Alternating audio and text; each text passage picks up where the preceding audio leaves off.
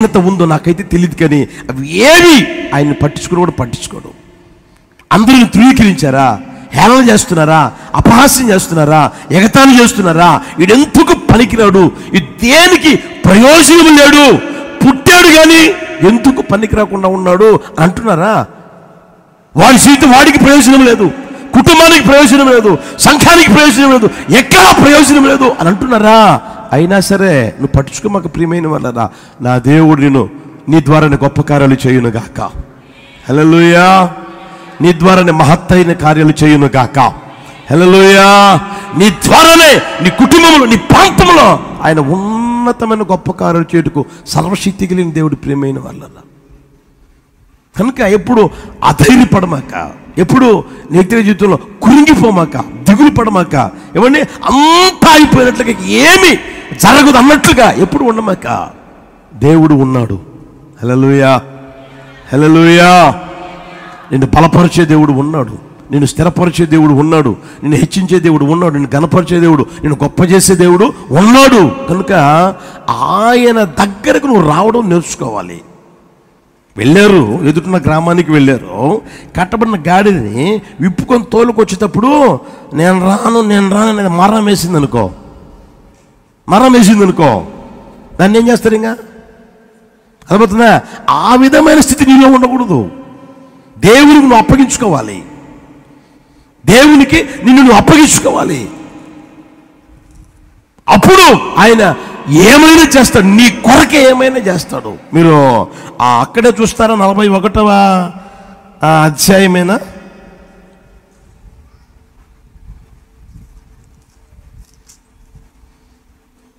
క్షమించండి, 43వ అధ్యాయం తీయండి. యెషయా పుస్తకం 43వ అధ్యాయం తీయండి. 43వ అధ్యాయం 4వ వచనం, 3వ వచనం చూడండి. 3వ వచనం చూడండి. యెహోవానగు నేను నీకు దేవుడను, ఇశ్రాయేలు పరిశుద్ధ దేవుడైన నేనే నిన్ను రక్షించువాడను.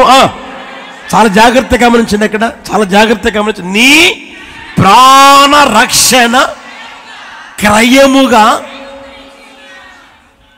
అది ఎంతగా ఆలోచన చేసుకోగలరు చూడండి మీరు. నీ ప్రాణ రక్షణ క్రయముగా, ఆ వ్యక్తి ప్రాణ రక్షణ క్రయముగా అంటే ఆ ప్రజల కొరకు ఒక దేశాన్నే క్రయముగా ఇచ్చేసాడంట దేవుడు. ఒకసారి గుర్తెరగండి, ఒక వ్యక్తి కోసం దేవుడు ఎంతైనా చేయగలడు, ఆయన ఏదైనా చేయగలడు. ఒక దేశాన్నే తాకట్టు పెట్టాడు, క్రయముగా నేను ఇచ్చేసి ఉన్నానంటాడు. నీ ప్రాణ రక్షణ క్రయముగా, నీవు కాపాడబడేదానికి, నువ్వు ఆశీర్వదించబడేదానికి, నువ్వు దీవించబడేదానికి ఒక దేశాన్నే క్రయముగా ఇచ్చేసానంటాడు. ప్రియమైన వాళ్ళరా, అర్థమవుతుందా? నువ్వు ఆయన దగ్గరికి నువ్వు రాగలిగితే, ఆయన చేతులకు రాగలిగితే, ఆయన ఏమాత్రం నిన్ను విడిచిపెట్టకుండా నువ్వు పురుగువైనా సరే ఆయన గొప్ప యంత్రంగా చేయును గాక. హల్లెలూయా. ఎందుకు పనికిరాని వాడమైనా సరే నేను గొప్ప ప్రయోజకుడిగా చేయును గాక. హల్లెలూయా.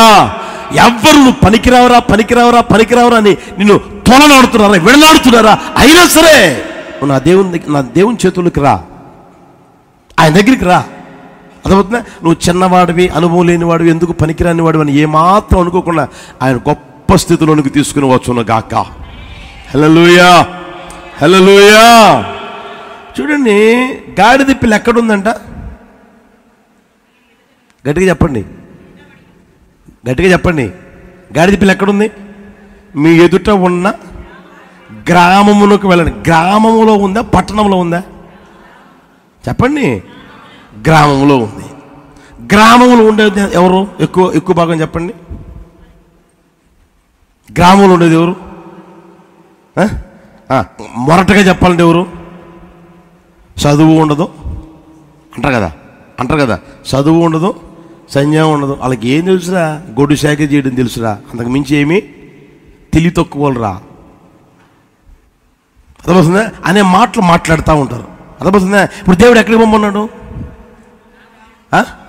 పట్టణంలో రాజుగారి ప్యాలెస్లో కట్టేసి ఉంటుంది, అది తీసుకురమ్మన్నాడా? పట్టణాలు ఉన్నాయి కదా, లేవా? ఉన్నాయి కదా. రాజుగారు ఉన్నారు కదా, రాజుగారికి ప్యాలెస్ ఉంటుంది కదా, అక్కడ కట్టబడి ఉందిరా, అది తీసుకురా రానాడా? లేదే.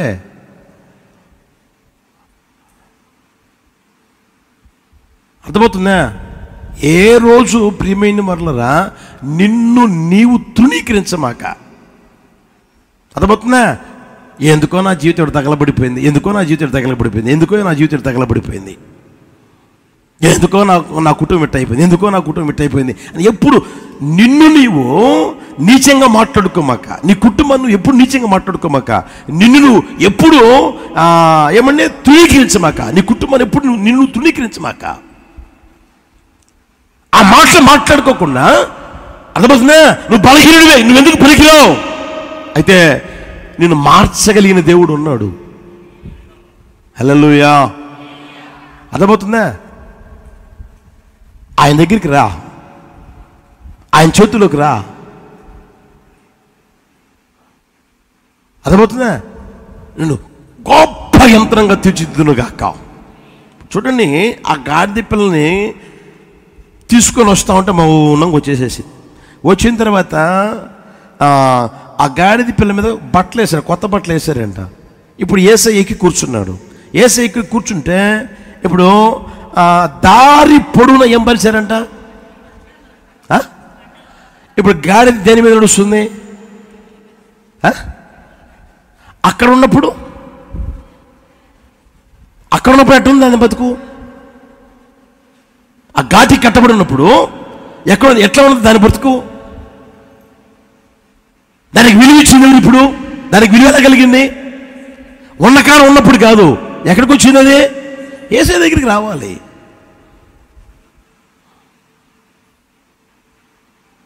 అర్థమవుతుందా? వచ్చింది కనుక ఆయనకి కూర్చున్నాడు కనుక ఎంత గొప్ప విలువ చూడండి. దారి పొడుగున అది పోతా ఉంటే దారి పొడుగున పొడుస్తూనే ఉన్నారు, బట్టలు పరుస్తూనే ఉన్నారు. హల్లెలూయా. కనుక ప్రియమైన వాళ్ళరా, ఏ రోజు కూడా నిన్ను నీవు ఎప్పుడు ఏమండి శపించుకోమాక. నిన్ను ఎప్పుడు ఏమండి ఎందుకు పనికిరాని వాళ్ళలాగా తీసివేసుకోమాక. ఎప్పుడు తీసివేసుకోమాక. నా దేవుడు గొప్ప ప్రయోజకుడిగా చేయును గాక. ఇప్పుడు బైబిల్లో మీరు చూపిస్తాను చూడండి. గిద్యోనుని దేవుడు అంటాడు పరాక్రమము కలిగిన బలాఢ్యుడా అని. ఆయన ఏమంటాడు? పరాక్రమము కలిగిన బలాఢ్యుడినైతే శత్రువులకు భయపడి గానుగా చాటున నేను దుల్లగొట్టుకోవాల్సిన అవసరం ఏంటి గోధుమలు? పరాక్రమం కలిగిన బలాఢ్యుడినైతే వాళ్ళ కళ్ళ ముందే వచ్చేవాడిని కదా, వాళ్ళు చూస్తున్నప్పుడే వచ్చేవాడిని కదా, నా మీదికి వస్తే వాళ్ళు చీల్చి చెండాడేవాడిని కదా, శత్రువుని చీల్చి చెండాడేవాడిని కదా, చంపేసేవాడిని కదా, ఎదిరించేవాడిని కదా. ఎందుకయ్యా ఇలాంటి మాటలు మాట్లాడతావు? నేను పరాక్రమం కలిగిన బలాఢ్యుడినా, నా బలహీనత నాకు తెలుసు కదా అని అంటా ఉంటే దేవుడు అతని బలహీనత చూశాడా లేకపోతే అతన్ని బలపరచాలని చూశాడా? చెప్పరేమండి.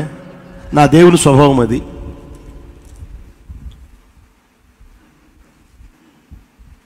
అర్థమవుతుందా? నువ్వు బలహీనుడు తెలిసినా ఆయన బలహీనుడిగా మార్చడు. నువ్వు బలహీనుడు అని ఎప్పుడు చెప్పడు. బైబిల్లో ఉంది కదా, బలహీనుడు బలవంతుడను అని అనుకోవాలంట. బలహీనుడు నేను బలవంతుడను అని అనుకోవాలంట. ప్రియమైన వాళ్ళరా, ఆ స్థితిలోకి నా ప్రభు తీసుకుని వస్తును గాక. ఇప్పుడు యోసేపు ఎవరు? చిన్నవాడా పెద్దవాడా? చెప్పొచ్చుగా. ఇంట్లో యోసేపు పెద్దవాడా చిన్నవాడా? మరి చిన్నవాడిని ఎందుకు కోరుకున్నాడు దేవుడు? అర్థమవుతుందా? అన్నలందరూ తుణీకరించారు, అన్నలందరూ హేళన చేస్తారు, ఎగతాళి చేస్తూ ఉన్నారు. ఆ వ్యక్తి ద్వారా ఆ వ్యక్తిని తీసుకొని వచ్చి ఆ వ్యక్తిని ఎక్కడికో తీసుకెళ్ళి ఈ కుటుంబం అంతా పోషించబడేటట్లుగా, అంత మాత్రమే కాదు అతని ద్వారా దేశమే కాదు ఆ ప్రాంతాలని పోషించబడేట్లుగా గొప్పవానిగా తీర్చిదిద్దాడు యేసయ్య. హల్లెలూయా. అర్థమవుతుందా? కనుక ప్రియమైన వాళ్ళరా, ఏ రోజు కూడా నిన్ను ఎప్పుడు తక్కువ అంచనా వేసుకోమాక, ఎప్పుడు నిన్ను తీసివేసుకున్నట్టుగా మాట్లాడుకోమాక, ఎప్పుడు మాట్లాడుకోమాక. హల్లెలూయా. నా దేవుడు నిన్ను గొప్పగా చేయును గాక, గొప్పగా చేయును గాక. మీరు చూడండి, ఇంకా మీరు గమనిస్తే మోషే ఉన్నాడా? దేవుడు మాట్లాడుతూ ఉన్నాడు, మోషే నేను నీకోసమే వచ్చానురా, నిన్ను పంపిస్తానురా అంటే, అయ్యా నాకు అంత సీన్ లేదయ్యా, నేను నోటి మంది కలిగినవన్నయ్యా, నేను నత్తి ఉన్నాయా, నోటి నోట్లో వచ్చి మాటలు కూడా రావట్లేదయ్యా, నా వల్ల కాదయ్యా, ఎవరన్నా చూసుకోవాల్సిన నువ్వు చూసుకోండి అయ్యా అని అంటే దేవుడు వదిలిపెట్టాడా? సరే పోరా, నీ కర్మ పో, నేనేది నేను ఆశీర్వదించాలనుకుంటా, నేనేది పెద్దవాడిని చేయాలనుకుంటుంటే, నేనేది గొప్పవాడికి చేయాలనుకుంటా ఉంటే, నా వల్ల కాదు అనుకుంటున్నావే, సరే పో అని వదిలేశాడా? వదిలేలా. ఆ మోషతోనే మాట్లాడి ఏమండి కోపడి, వినవా, మీ అనలేడా, నోరిచ్చినవాడు ఎవడు అనడం లేదు దేవుడు. మనిషికి నోరిచ్చినవాడు ఎవడు, మీ అనలేడా? ఎప్పుడో మాట్లాడి వినకపోయేసరికి ఒక్కసారిగా దేవుడు కోపడ్డాడు. ఆ తర్వాత మరలా మాట్లాడా, అలాగే హల్లెలూయా. తీసుకుపోయి చూడండి ఎంత గొప్పవానిగా చేశాడు. గమనించిన ప్రియమైన వాళ్ళ, మోషేలో ఉన్న బలహీనత దేవుడు చూడలా. బలహీనత ఉంది కాదన్నట్లే. గొర్రెలతో తిరిగి ఆ భాష వచ్చి ఉంటుంది ఆ మనిషికి 40 సంవత్సరాలు. ఎవరున్నారు మాట్లాడు? అక్కడేమో సకల విద్యా ప్రవీణుడు. ఎవరు? ఎక్కడ? ఐగుప్తు దేశంలో ఉన్నప్పుడు సకల విద్యా ప్రవీణుడు. ఇక్కడికి వచ్చేసిన తర్వాత గొర్రెల చుట్టూ తిరుగుతా గొర్రెలతో కలిసిపోయి మాట్లాడే దిక్కు లేక, అరణ్యంలో మాట్లాడే దిక్కు లేక ఏమండి మొత్తం పోగొట్టుకున్నాడు. అదేది అంటారు కదా, మాట్లాడుతూ ఉంటే ఇంగ్లీష్ కూడా వస్తూ ఉండదు, మాట్లాడేవాళ్ళు లేకపోతే ఉన్నది కూడా అలా అయిపోయింది ఆయన జీవితం. అలా అయిపోయిన తర్వాత కూడా నేను బలహీనున్నయ్యా, నా వల్ల కాదయ్యా అన్నా సరే ప్రభు ఆయన బలపరిచాడు. ప్రియమైన వాళ్ళ, హల్లెలూయా. కనుక నిశ్చయముగా మీ వ్యక్తిగత జీవితంలో దేవుడు గొప్ప కార్యము చేయును గాక. నీ ద్వారానే నా దేవుడు గొప్ప కార్యం చేయును గాక. హల్లెలూయా. విలువ లేని నీకు నా దేవుడు గొప్ప విలువ కలుగు చేయును గాక. ఘనత లేని నీకు నా దేవుడు ఘనత కలుగు చేయును గాక. గౌరవ మర్యాదలు లేని నీకు నా దేవుడు గౌరవ మర్యాదలు పుష్కలంగా కలుగు చేయును గాక. హల్లెలూయా. ఇంకొక మాట ముగిస్తాను చూడండి.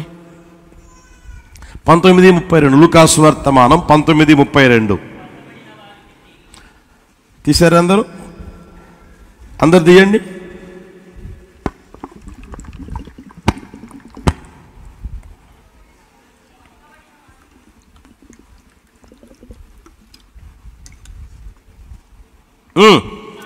పంపబడిన వారు వెళ్ళి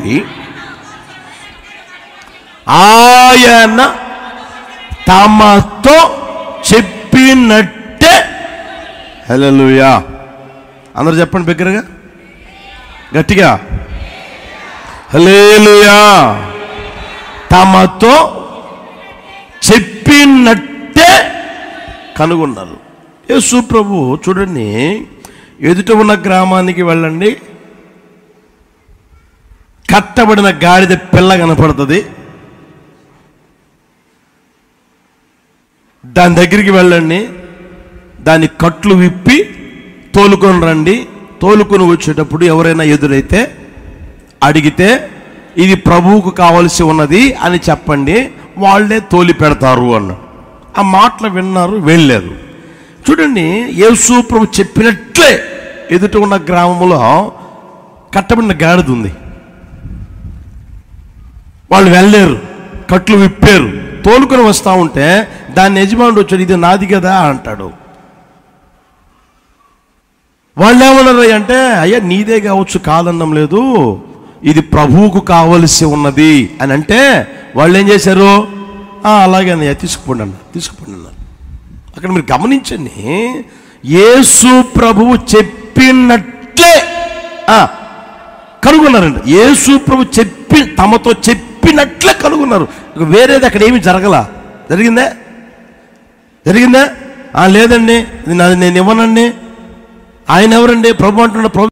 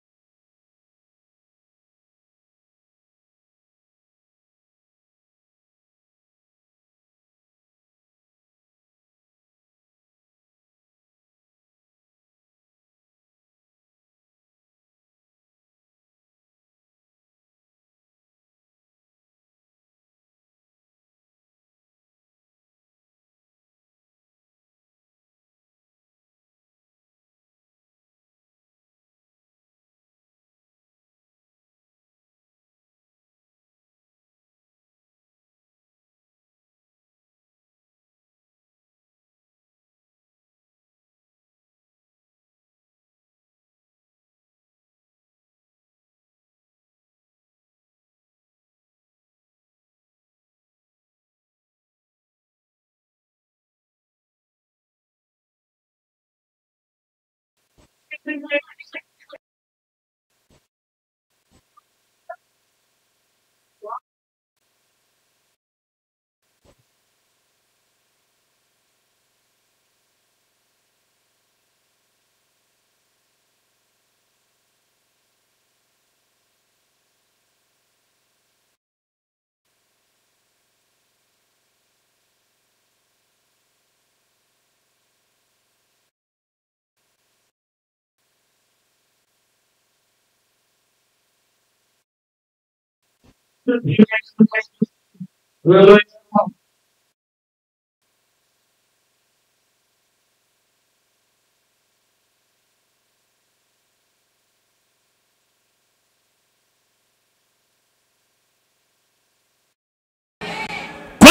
ఒకవేళ ఆలస్యం కావచ్చు, కొద్దిగా ఆలస్యం కావచ్చు, అయినా సరే ఆయన చెప్పిందే జరుగును గాక, ఆయన చెప్పిందే ఆయన చేయును గాక.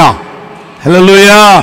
దాన్ని నీ జీవితంలో గుర్తెరగలిగిన ఆ స్థితిలోకి రాగలగాలి. ప్రియమైన వాళ్ళరా, ఎంతకాలమైంది యేసు ప్రభుని నమ్మి, ఎంతకాలమైంది ప్రభుని ఏమన్నా విశ్వసించి, ఎంతకాలమైంది దేవుని వాక్యాన్ని వింటూ అనేది కదా అవసరమైంది. ఎంతగా ఆయన చెప్పిన మాట చెప్పినట్లుగానే నా జీవితంలో జరుగుతుంది, నా దేవుడు ఏదైనా నాకు మేలుకరంగా చేస్తాడు అన్న ఆ విశ్వాసంతో, ఆ నమ్మకంతో నడిపించబడుతూ ఉన్నాం అనేది కావాలి.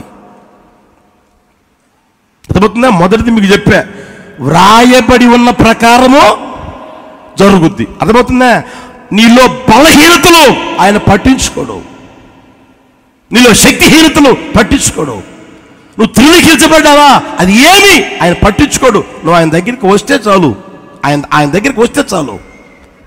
అర్థమవుతుందా? ఆయనను ఓ గొప్ప వ్యక్తిగా, గొప్పవానిగా చేటుకు సర్వశక్తి కలిగిన దేవుడు. హల్లెలూయా, హల్లెలూయా.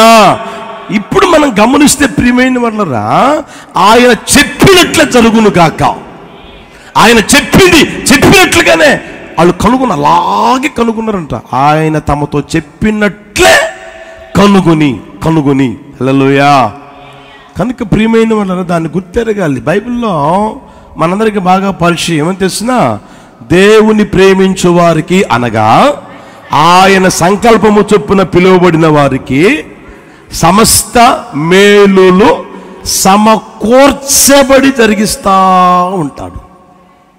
సమకూర్చి జరిగిస్తా, సమస్త మేలులు, 1 కాదు 2 కాదు 3 కాదు, సమస్త మేలు సమకూర్చి జరుగుతూనే ఉంటాయి.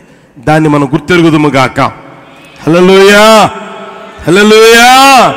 దేవుడు ఏదైనా సరే మనల్ని మంచి మార్గంలో నడిపిస్తాడు, మనల్ని మంచి మార్గంలోనే నడిపిస్తాడు. ఆయన మనల్ని నడిపించిన మార్గంలో మనం నడుచుకుంటూ మనం వెళ్ళగలిగితే ఆయన చెప్పిందే చేస్తాడు, చెప్పింది జరుగుతుంది. అర్థమవుతుందా? దానికి మించి ఏది ఇంకొకటి జరగదు ప్రియమైన వాళ్ళ. దాన్ని ఆలోచన చేసుకుందాము గాక. ఇప్పుడు చూడండి, అవ్వని ఆదాముని దేవుడు కలుగు చేసి ఆ తోటలో పెట్టాడు. పెట్టినప్పుడు చెప్పాడు, సేద్యపరుచుకోండి, కాపాడండి అని. వాళ్ళు అలా చేసుకుంటారు, బాగానే ఉంది. ఒక రోజున సాతానుగాడు పాములో దూరి ఏమండి అవ్వమ్మ ఒంటరిగా ఉంటే అవ్వమ్మతో మాట్లాడాడు, ఇది నిజమా అని. అర్థమవుతుందా? ఆ తర్వాత ఏమండి ఏం మాట్లాడకూడదో అది మాట్లాడిన తర్వాత పప్పులో కాలేసింది. ఆ తర్వాత దేవుడు అనుగ్రహించిన సమస్తం పోగొట్టుకున్నది. మహిమ పోగొట్టుకున్నారు, ఏమండి ఆనందం పోగొట్టుకున్నారు, సంతోషం పోగొట్టుకున్నారు, అన్నీ పోగొట్టుకున్నారు. అర్థమవుతుందా? దేవుడు నడిపించే మార్గములో వీళ్ళు నడుచుంటే అంత ఆనందకరంగా, అంత సంతోషకరంగా, సమాధానకరంగానే ఉండేది. అర్థమవుతుందా? దేవుడు చెప్పాడు కదా ముందుగానే, నీవు తిను దినమున, చెప్పండి, నువ్వు తిను దినమున నిశ్చయముగా చస్తావని దేవుడు ముందుగానే చెప్పాడు. విన్నారా? వినలా. అర్థమవుతుందా? ఈ రోజున కొంతమంది తెలివిగిరిలో ఏం మాట్లాడి తెలుసునా, దేవునికి తెలీదా ఆ చెట్టు ఆడు ఎందుకు పెట్టాలా? ఏంటంట, ఆ చెట్టు ఆడ పెట్టకపోతే ఈ బాధలు వచ్చాయి కాదు కదా. చెట్టు ఆడ ఎందుకు పెట్టాడు? దేవుడు తెలిసే కదా పెట్టింది, ఎందుకు పెట్టాడు అని మాట్లాడే ఉంటారు. అర్థమవుతుందా? ఇప్పుడు మీకు ఇంకా అర్థమైందని చెప్తాను చూడండి.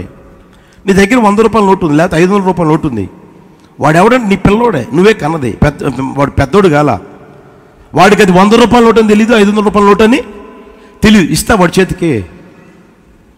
ఇస్తావా? సరే, ఇస్తే ఏం చేస్తాడు వాడు? ఏం చేస్తాడు? చెంచుతాడో, మడుస్తాడో, లేకపోతే నోట్లో పెట్టుకుంటాడో, మింగుతాడో, లేకపోతే ఇంక ఏం చేస్తాడో కూడా మనకు తెలియదు. అది ఎప్పుడు ఇస్తారు వాడి చేతికి? చెప్పరేమండి? వాడు పెద్దోడు అయిన తర్వాత ప్రింటింగ్ చేసి అప్పుడు ఇస్తారా? చెప్పరేమండి? అప్పటికప్పుడు ప్రింట్ చేసి ఇస్తారా? దేవుడు కూడా ముందుగానే సృష్టించాడు. అక్కడ తర్వాత రోజుల్లో అవసరమవుతుంది అని ఆడ చుట్టూ పెట్టాడు. అది తినవుతురా, ఇప్పుడు తినవుతురా అన్నాడు. తినే రోజులు వస్తాయి, తినే రోజులు ముందున్నాయి. చెప్పే లోపే తొందర ఎక్కువైపోయింది. అర్థమవుతుంది ప్రియమైన వాళ్ళరా? ఈ రోజునే మాట్లాడితే దేవునికి తెలీదా ఆ చెట్టు ఎందుకు పెట్టాడా, చెట్టు ఆడ ఎందుకు పెట్టాడు అని ఈ మాటలు మాట్లాడుతూ ఉంటారు. దేవుడు ఏదైనా సరే మేలే చేస్తాడు. హల్లెలూయా, హల్లెలూయా. అర్థమవుతుందా? ముందు చెప్పాను కదా, నువ్వు ప్రారంభాన్నే చూస్తావు. దేవునికి ప్రారంభం తెలుసు, ముగింపు కూడా తెలుసు. ఆ చెట్టు ఆడు ఎందుకు పెట్టాడో, దానికి కాయలు ఎందుకు కాయలు ఎందుకు ఏమంటే కాసేటలకు చేశాడో అది దేవునికి తెలుసు. నీకు తెలియకపోవచ్చు.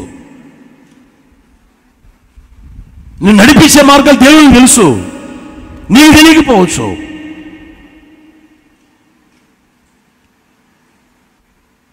అయితే దేవుడు చెప్పిందే జరుగుతుంది. హల్లెలూయా.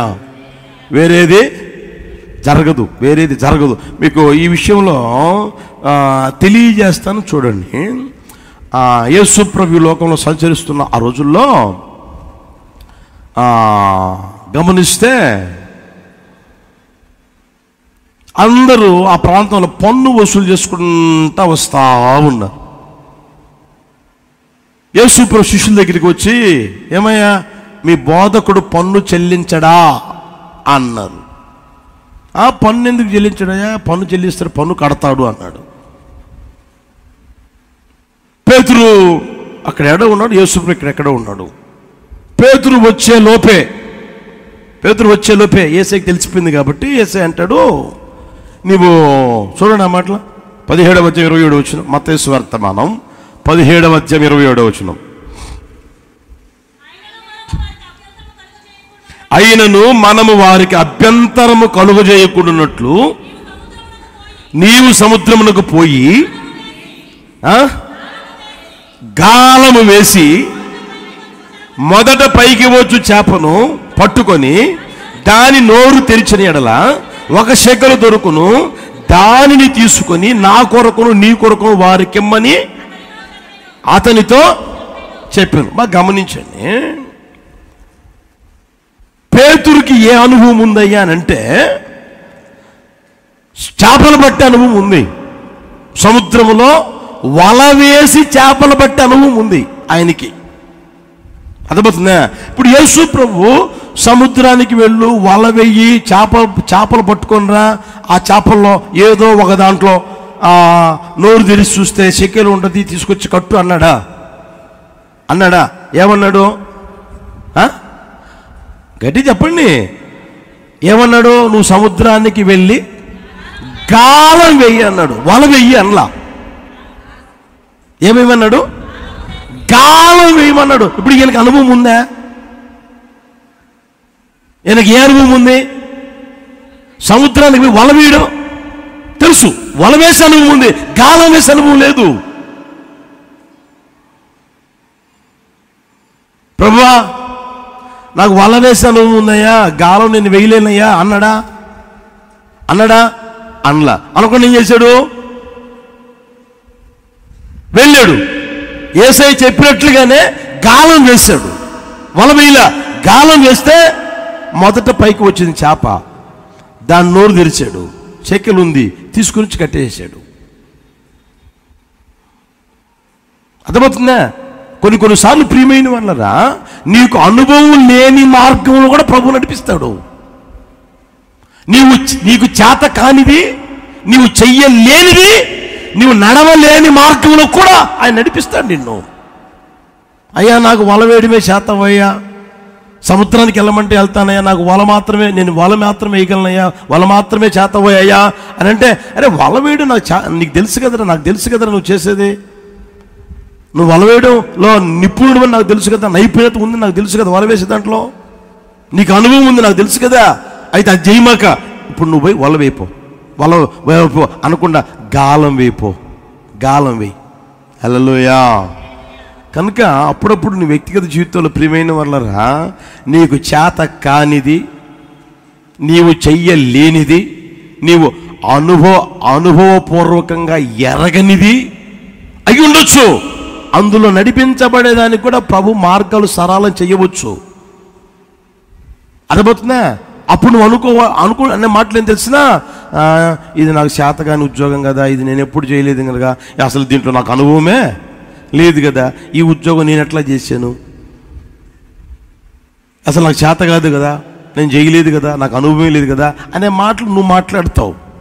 అవునా కదా? కొంతమంది చూడండి, కొంతమంది అనే మాట తెలిసిన, నేను చదువుకున్న చదువు ఏంటి, నాకు వచ్చిన ఉద్యోగం ఏంటి, మా అమ్మ తొందర పెడుతుంది, మా నాన్నగారు తొందర పెడతారే, నాకు వచ్చిన జాబ్ ఏమో ఇలాంటిది, నేను చదువుకున్న చదువేమో అంతది, నాకు వచ్చిందేమో ఎంతది, ఈ జాబా నేను చేయాల్సింది, ఈ జాబా నేను చేసేది ఇదే, దీనికైనా నువ్వు బొమ్మనేది ఇల్లు అనే మాటలు నీ నోట్లో వస్తూ ఉంటాయి. యేసు నామములో తొలగిపోవును గాక. అలాంటి మాటలు ఎప్పుడు మనం మాట్లాడకూడదు ప్రియమైన వాళ్ళరా. అర్థమవుతుందా? దేవుడు నీ ముందు ఏ మార్గం అయితే పెడతాడో ఆ మార్గం నడుచుకుంటూ వెళ్ళాలి. అది సులభం అనిపించవచ్చు, ఒకసారి కష్టతరమైనది అనిపించవచ్చు, ఒకసారి అర్థమవుతుందా నీకు చేతగా అనిపించవచ్చు, ఇది నేను ఎప్పుడు చెయ్యలేదే, ఇది నాకు అనుభవమే లేదే అన్నట్లు అనిపించవచ్చు. అయినా సరే నీ ముందు పెట్టాడు, ఆ మార్గం నడుచుకుంటూ వెళ్ళు, అది నా దేవుడు మేలుగా మార్చును గాక. హల్లెలూయా. అర్థమవుతుందా? ఆయన చెప్పిందే నీకు చెప్పింది జరుగుద్ది. ఒకవేళ క్లిష్టమైన మార్గాలలో నడిపించబడుతూ ఉన్నాను అనుకుంటూ ఉన్నా సరే, నువ్వు వెళ్తూ ఉన్నావు అనుకో, అది నీకు నా దేవుడు మేలుకరంగా మారుస్తాడు. దాన్ని గుర్తెరుగుదురు గాక. హల్లెలూయా, హల్లెలూయా. ఇంకా మీరు చూడండి, పేతురు జీవితం మనం గమనిస్తే, పేతురు ఉదయాన్నే ఒడ్డున వల బాగు చేసుకుంటూ ఉన్నాడంట. యేసు ప్రభువు ఆయన దగ్గరికి వచ్చాడు.